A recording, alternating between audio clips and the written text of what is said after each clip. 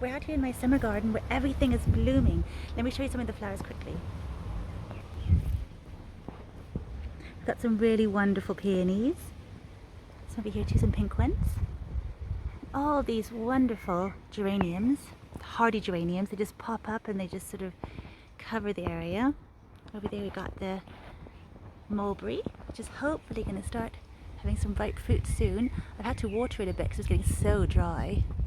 But you can see there are some little mulberries in there. If you look really closely. Some lovely fruit growing.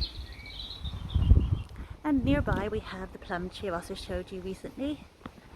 It's got some lovely plums on it. And plums are what I want to talk to you about today. I just think they're such wonderful trees, and sometimes they can take a while to actually start fruiting. This one has taken a few years to get to this stage, and from here on out we should be getting lots and lots of fruit. And so in town we have this really sweet greengrocers that have like boxes of fruit outside, and one of the boxes they had last year was one of green Gages, these green plums that are known for being really good dessert plums. They're super sweet and just really tasty. And so I tried one and just absolutely loved it, and been looking for a little green Gage tree ever since. The only thing is that I haven't really got space for any more trees. But then I came across one that is a super dwarf. So yes, he's a green Gage and he's a Reine Claude Oullins. I should not say this. Essentially they do come from, I think, Persia is where they originate from, these wonderful plums. And then they were brought to France, and from France they were brought back by, is it William Gage his name was, I believe? And he brought it over here, and it just became really popular because it's so wonderful. And because the plums themselves are green when they're ripe, then they became known as green Gages.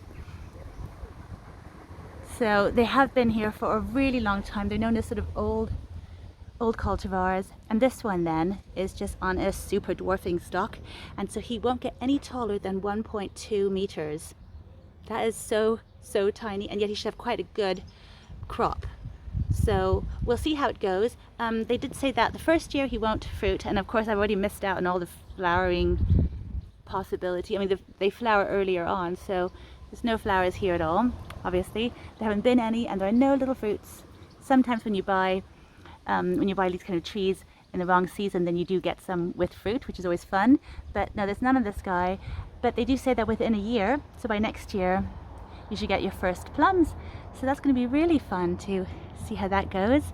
I'm going to try to pot him up in some well-draining soil, but because he's in a pot, I do kind of want to retain moisture. We've had a couple of weeks of no rain here in the UK, which is quite unusual for the UK. I mean, usually we do get enough rain, but of course last year we had a heat wave, and it looks like we might be getting a really hot summer this year too. So far it's been really nice for the past few weeks. And so because of that, it's really good. Well, I'm thinking about anyhow trying to keep my, I don't know, soil a bit more moist, trying to retain water. So I've been mulching with grass clippings and other mulch possibilities, anything from the garden really, just like chopped up bits from the garden essentially. Yeah, so just trying to keep the water in there, because especially when they're in pots they dry out really fast, and I can't be out here watering all the time. And then of course my water collectors, my rainwater collectors ran dry, and so I can't afford to be watering loads.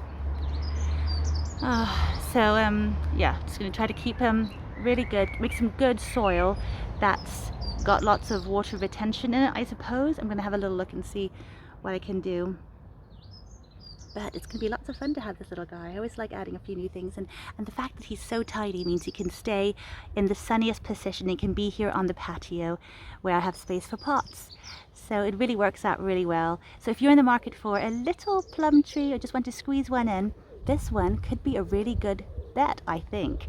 I will of course, give them updates and let you know how it goes and how the fruits taste. But if they're anything like the ones in the stores, and usually the ones in the stores aren't as good as the ones you pick yourself, just because of the freshness aspect. I mean, when you're picking them straight from the tree, they're so fresh, aren't they? Whereas the ones in the stores are always a little bit aged, I suppose. And so, yeah, they're going to be wonderful, I'm sure. But I just thought I'd show you that. You see my beautiful green Gage plum tree.